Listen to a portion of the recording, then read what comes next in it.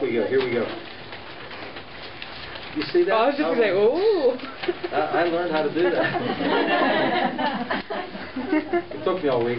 Number one problem, they say that stress is one of the number one problems in America. Up to 90% of all diseases are stress-related. Up to like 90, 95%. I've seen some other stats that say all doctor-related visits are stress-related. You talk about a serious problem.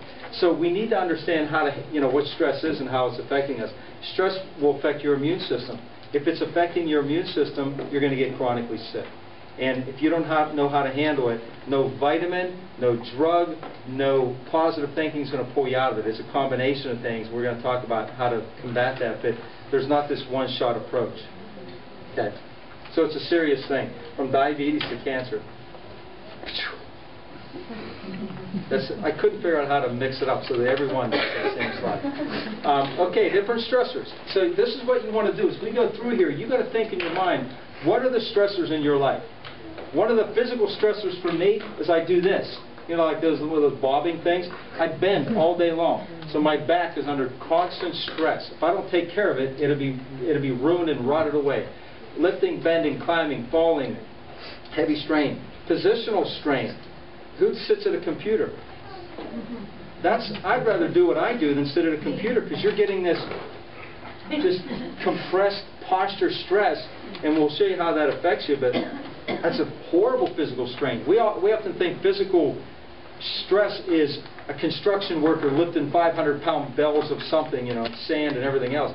It's anything. Kids with backpacks. You see, if your kids put on backpacks, they'll be walking around like this. It's all these stressors in our life. You need to learn how to identify them. And once you get consciously aware of them and you write them down, then you can start to change them. If you're on it, and hopefully that's what this will do tonight too, to jog your memory. Say, my goodness, I didn't realize that was doing that to me. Backpacks, repetitive stress, like driving. Boom. People sit like this driving. And they come in and their posture's like this. And I'm like, do you drive like that? Oh, cool. I'm like, you're destroying your spine. You're causing scoliosis in your spine.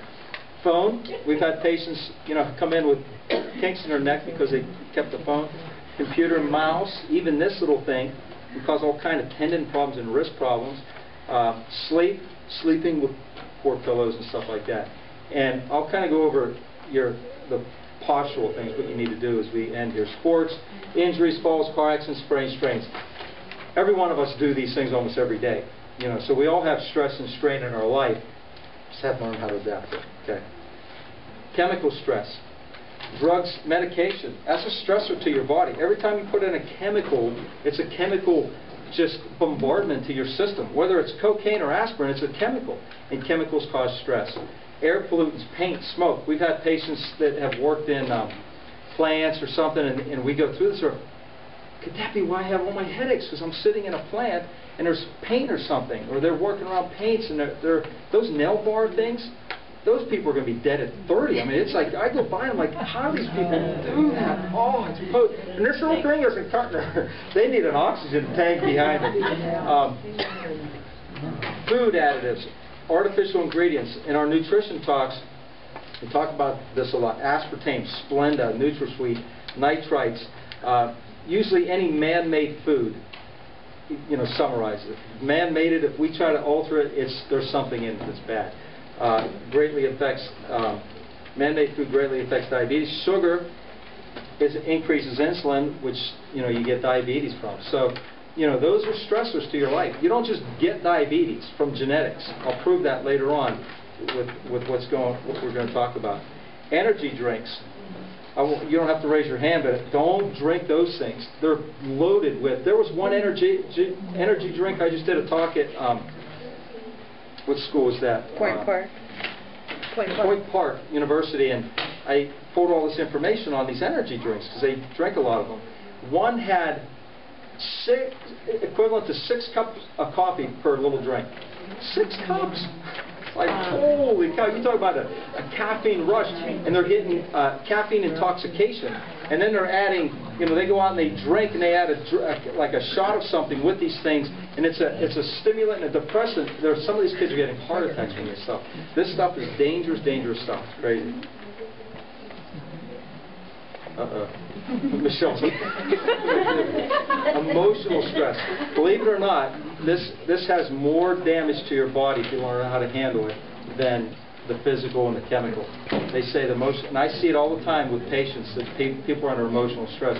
There was a lady one day I was adjusting, and I've adjusted her for years, and I go to adjust her, and I'm like, wow, it's like I'm hitting a wall.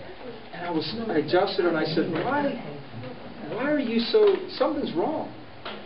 She got up and she said, my mother died last week. And I didn't know a thing about it. And she's so easy to adjust, but because the emotions cause such a muscle spasm and stress in her body, it appeared even adjusting her. I put this down. I have teenagers. You have teenagers, you're late. That causes stress to us parents. Oh, Lord help us. Everything was going along fine until they hit their teenagers. Man, they're like this on the road. I have 4 girls and a boy, and girls go through more emotional things. Oh, gosh.